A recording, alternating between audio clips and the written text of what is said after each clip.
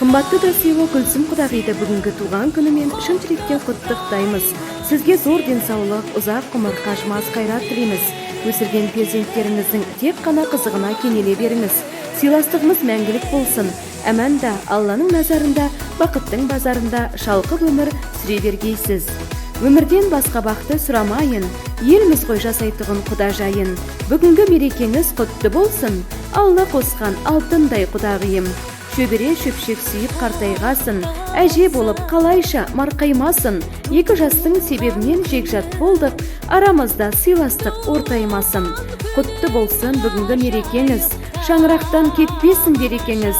Қуанышқа ортақ боп әр жыл сайын, келейік құдаңызбен, біз екеуміз деген ақ тілектермен құда құдағиы Әсілбек пен Бибісара шын жүректен құттықтайды.